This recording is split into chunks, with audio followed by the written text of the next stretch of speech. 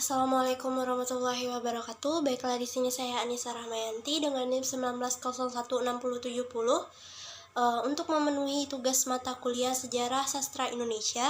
Di sini saya akan menjelaskan mengenai Sejarah Sastra Mutakhir angkatan 2000-an. Sebelumnya kita telah membahas mengenai sastra angkatan 2000-an. Namun di sini saya akan membahas lebih detail mengenai karya sastra angkatan mutakhir. Sejarah sastra berkaitan erat dengan kondisi kreatif dan karya kreatif pada zamannya. Sejarah sastra Indonesia modern menandai adanya pembatas antara sastra tradisional dan sastra lama. Seperti yang telah kita ketahui, karakteristik angkatan 2000-an ditandai dengan berbagai transisi antara karya sastra Indonesia modern dan karya sastra daerah. Biasanya dijelaskan bahwa angkatan 2000-an yang memiliki tema yang diangkat mengenai pertentangan, mencoba mendorong doktrin budaya dan alat pengetahuan tradisional menuju ke yang lebih modern.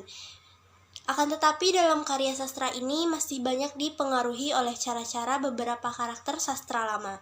Misalnya masih bersifat didaktis, masih banyaknya berupa gaya pencitraan dan seolah-olah beruntun atau mendorong pembacanya untuk membaca secara berurut. Hal ini menandai bahwa angkatan 2000-an sudah mulai modern, tetapi masih mengkombinasikan antara sastra lama dengan sastra daerah. Selanjutnya kita akan membahas lebih dalam mengenai jenis-jenis dan karakteristik karya sastra angkatan 2000-an mutakhir. Yang pertama ada cerpen mutakhir Indonesia. Cerpen mutakhir Indonesia berawal dari literatur yang bukan sekedar berbobot karena sulit dipahami oleh logika, di mana isi dan struktur yang dianggap maknanya sebagai sebab dan memiliki filsafat yang tinggi melalui logika. Selanjutnya ada ciri-ciri dari prosa fiksi angkatan mutakhir.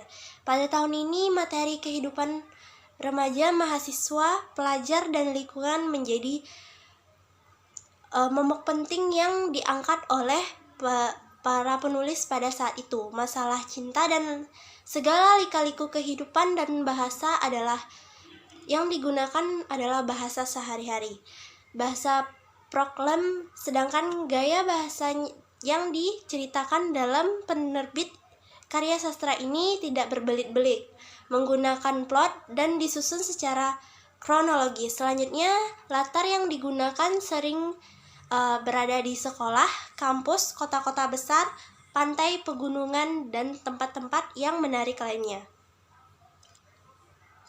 Ciri-ciri dari prosa fiksi yang pertama itu, materi yang diangkat adalah masalah kehidupan yang kompleks seperti politik dan kenyataan filsafat. Yang kedua, adanya tantangan karya yang pragmatis yang memiliki gaya bahasa yang lebih memberikan identitas. Yang ketiga itu ada gaya pemaparan oleh penulis yang cenderung unik dan tidak berbelit-belit. Selanjutnya ada pemakaian setting dan latar alur yang sangat menarik. Karakter tokoh dibuat semenarik mungkin dan membuat para pembacanya penasaran. Selanjutnya ada novel Indonesia mutakhir. Pengertian dari novel Indonesia mutakhir secara sederhana adalah novel yang hidup pada masa sekarang, di mana novel mutakhir dianggap sebagai novel yang inkonvensional, yang berarti bahwa karya ini dianggap menyimpang dari semua sistem penulisan fiksi yang terikat selama ini. Novel ini murni adalah identitas dari penulisnya. Novel mutakhir muncul dilatar belakangi oleh adanya pengesahan nilai-nilai secara menyeluruh dan personal dalam kehidupan. Novel ini memiliki ciri-ciri anti tokoh, maksudnya adalah tokoh yang diceritakan memiliki karakter baik atau protagonis bisa saja berubah menjadi antagonis sesuai dengan keinginan penulis. Selanjutnya anti alurnya tidak dapat ditebak oleh pembaca. Selanjutnya bernuansakan percintaan, cenderung menggunakan transfer atau subvert dan cenderung kembali ke transisi bagaimana novel itu diciptakan. Contoh novelnya adalah pada sebuah kapal.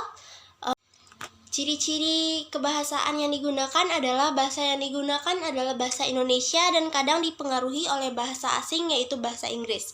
Yang kedua adalah cara bercerita dalam karya sastra modern adalah singkat, padat, dan jelas. Selanjutnya ada tema yang diangkat telah mendapatkan pengaruh politik, kebudayaan, akan transisi, dan psikologi. Selanjutnya ada bahasa yang digunakan harus bersifat santai dan dinamis. Contohnya selanjutnya novel dari Andrea Hirata, Laskar Pelangi, adalah novel yang diterbitkan pada tahun 2005 oleh Benteng Pustaka, di mana novel ini bercerita tentang kehidupan seorang anak berusia 10 tahun dari keluarga miskin. Novel ini berlatarkan di kota Belitung yang penuh dengan keindahannya. Mereka bersekolah dan belajar pada kelas yang amat sangat sederhana. Dalam novel ini menceritakan bagaimana perjuangan seorang anak bersama teman-temannya untuk mendapatkan pendidikan yang lebih baik dan menggapai cita-citanya. Selanjutnya ada jenis puisi angkatan Mutakhir, yang struktur fisiknya yang pertama itu memiliki gaya mantra yang menggunakan sarana kepuitisan. Yang A, gaya bahasa paralesme dikombinasikan dengan gaya hiperbola untuk memperoleh efek yang sebesar-besarnya menonjol pada tipografi. B, puisi yang konkret sebagai eksperimen. Yang ketiga itu ada banyak menggunakan kata-kata daerah untuk memberikan kesan ekspresif. Yang keempat, banyak menggunakan pemakaian bunyi. Gaya penulisan yang diangkat pun sangatlah prosais, menggunakan kata yang selalu tabu dan tidak mudah untuk diartikan.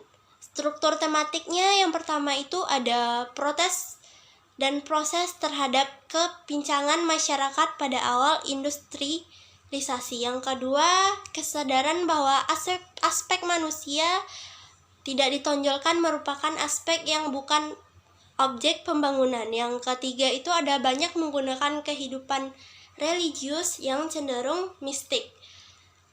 Cerita yang diangkat oleh penulis melukiskan bahwa cerita tersebut memiliki sifat yang aleografis dan parabel. Yang terakhir, penunjang hak-hak azazi manusia, kebiasaan, permasalahan, pemeranan terhadap apa yang telah dikombinasikan dengan pencerminan teknologi modern pada masa itu. Contoh dan ciri-ciri dari puisinya, contohnya adalah puisi dari karya Doretta yang biasanya menceritakan tentang dunia yang keras, kosong, gelap, dan berbau kematian. Kebusukan menghadirkan paradoks-paradoks dalam realitas yang jamak, di mana citra sebuah kelahiran keluarga dihadirkan sebagai suatu kenyataan yang membuat penyakit, luka, kemunafikan, dan segelap-gelapnya serta hampa. Sebagai penyair perempuan, pilihan kata yang digunakan tentu saja sangatlah mendramatisir, termasuk konveksi sajak perempuan pada umumnya yang cenderung dengan diksi yang lebih feminim. Sebuah puisi yang berjudul Semesta Luka, di mana memiliki isi sebagai berikut. Matahari menghitung sendiri luka yang kucuri setiap pagi. Pedihnya mengirim ribuan cahaya yang merejam tubuh dan waktu. Aku tak mampu menuliskan kesedihan itu, ajal demi ajal yang selalu tiba-tiba. Aku terkurung tak bisa melompat lewat sejuta pintu terbuka.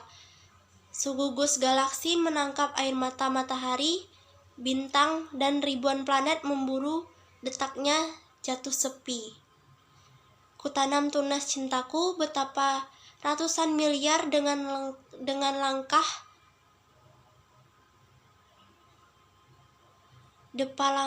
kubutuhkan untuk membalut perihnya. Semesta, janinku membesarkan matahari lain. Ayah, ribuan penjagal waktu, tak ingatkah tangis pertama yang meninggalkan ruang luka? Jenis karya sastra yang terakhir ada drama Angkatan Mutakhir. Bagaimana drama dan karakter yang sudah merupakan bagian integral dari sebuah kehidupan masyarakat, termasuk masyarakat Indonesia. Sebagai bangsa yang pluralistik dan terkenal religius, kita telah lama memiliki seni pertunjukan mutakhir berupa teater, baik sebelum kebudayaan Indonesia bersatu dengan kebudayaan modern dan kebudayaan asing atau barat, maupun sebelumnya. Tradisi teater itu telah kita kenal dalam upacara ritual dalam kehidupan kelompok masyarakat di Indonesia. Salah satu aspek yang membedakan teater modern dengan teater tradisional adalah karyanya yang memiliki naskah drama Jacob Sumarjo 1992.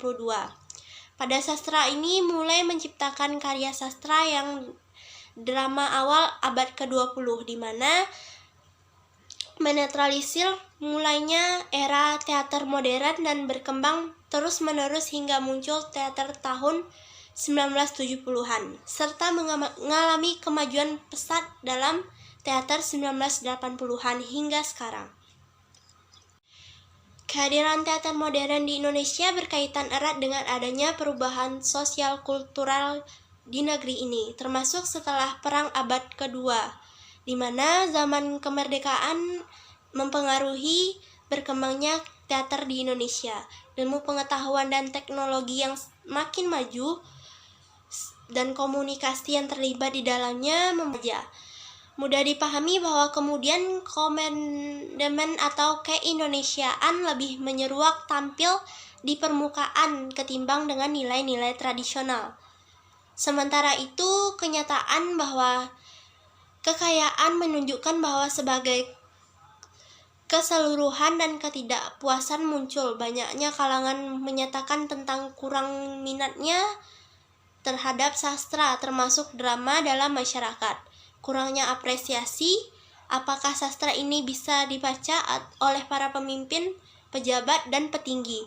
Demikian pula kurangnya media sastra pada awal-awal abad modern.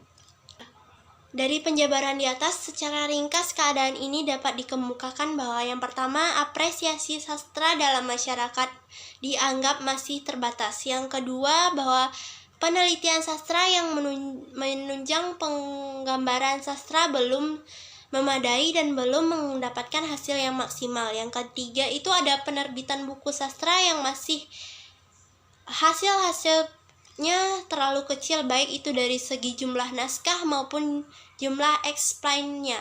Selanjutnya yang keempat ada hasil-hasil penerbitan sastra yang sangat kurang dari kata sempurna. Yang kelima ada pengejaran dan pelajaran sastra lagu klasik yang perlu ditingkatkan mutunya.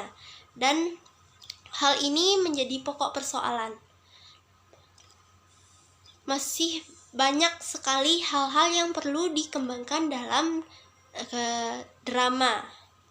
Pendeknya, bahwa kenyataan kekayaan batin apapun yang ditemukan pembaca dalam menggali suatu karya sastra seperti keadaan yang senyata mungkin. Hal ini akan mempengaruhi berkembangnya karya sastra. Mengalami perkembangan melalui pengalaman-pengalaman yang diperoleh oleh kemanusiaan atau humanisme. Baiklah, sekian penjelasan mengenai sastra Angkatan Mutakhir. Saya sudahi dengan Assalamualaikum warahmatullahi wabarakatuh.